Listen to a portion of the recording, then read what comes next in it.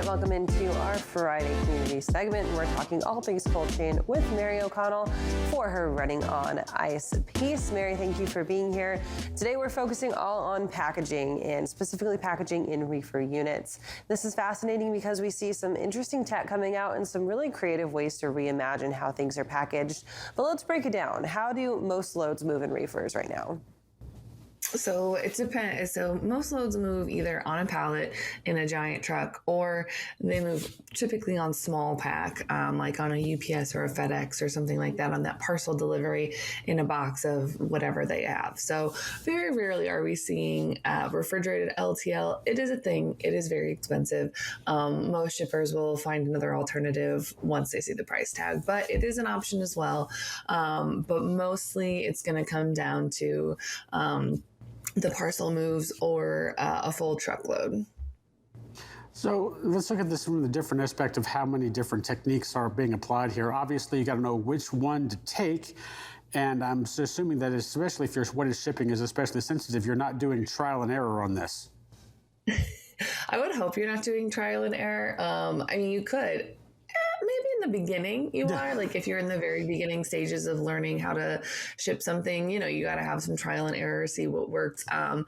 But in theory, most large shippers and most major shippers who have been doing this a while kind of know what temperature their goods need to stay at. So it really starts with because if you look out on the market, there is endless options for refrigerated shipping, all the way from ice packs to put in a thing to blankets you put over a pallet and everything in between. So it really just depends on what the shipper wants. So that product is going to have either a threshold that it can be at temperature-wise, which, means you don't have to go as heavy in the packaging. And then there's some that have to stay at a certain temperature.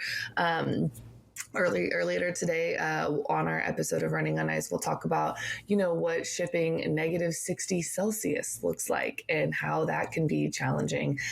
So it's really just depends because, that's 60 degrees below freezing. So you have to keep it very, very cold. So it's one of those where there's an option for everyone. It's just a matter of knowing what your customer or what your shipper wants, or what the shipper requires the temperature to be at, and then obviously the cost, because there are some great solutions, but they are pretty expensive. And then also, balance any of those sustainability or ESG initiatives with it. Isn't -60 degrees Celsius the same temperature that Doc Brown had to use plutonium to do Back to the Future, I think? That's way over my head. That's like 18 miles over my head. I'm not even going to lie. I don't even know what you would transport at -60 degrees Celsius. But anyway. Mary, so when we're talking about this, obviously your standard reefer units are things that aren't necessarily going to get to that -60 and hold it there. They're also to this point where it's not going to get to those extreme temperatures all the time. So you have to rely on often 2 to 3 different modes or methods of insulating your product to make sure that it keeps those cold temperatures. What does that look like in terms of time and effort that you have to expend to really pack these things? And is that something that if you're booking cold transport freight, you need to put into your driver's time and you need to make sure that you have that all well and established? So it really just depends. Obviously, if you are packing, it really helps if you have a strong logistics partner. Like if you have someone that, understands that and has the capability to do that. So if you have not to bring up check call, but if you have a good 3PL partner, that is absolutely crucial. But also some of those carriers that are, they do specialize in cold chain and everything like that.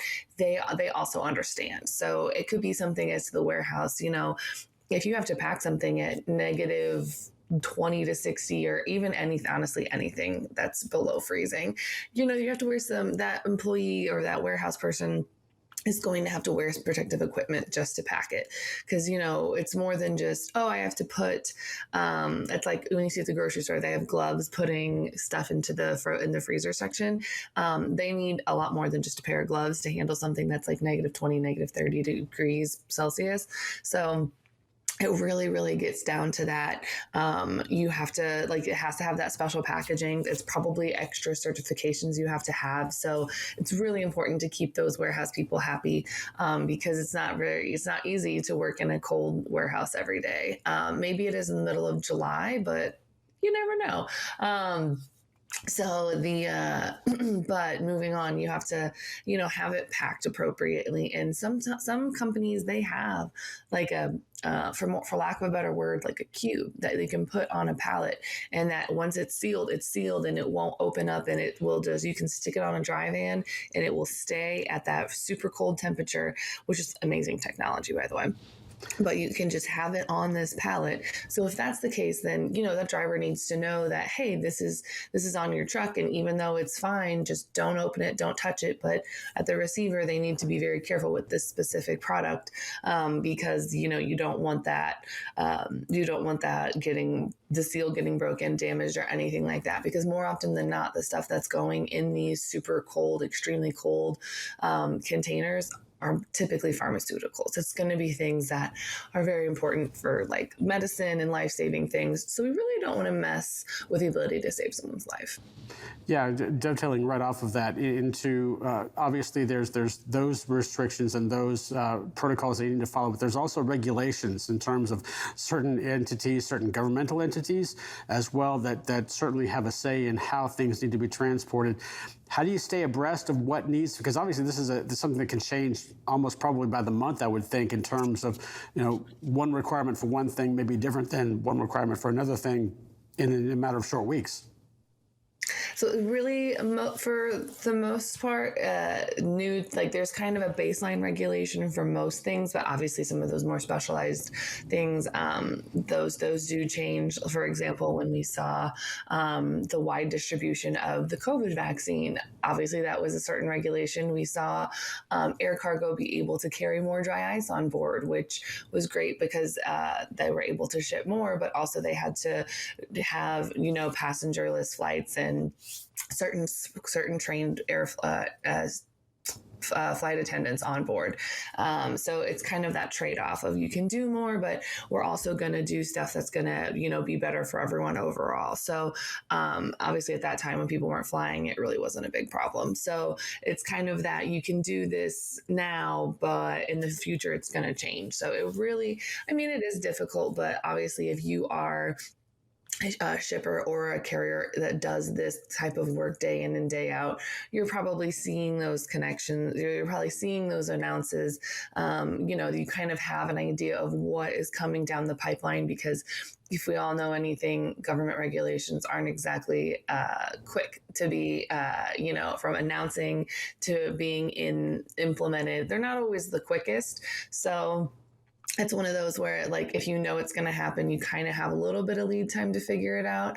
I would say very rarely is it something that is it just appears overnight. So people kind of have a good idea, and it gives them time to do it. And more often than not, the shipper is going to know about it and go to your carrier and say, what kind of plan do we have for this?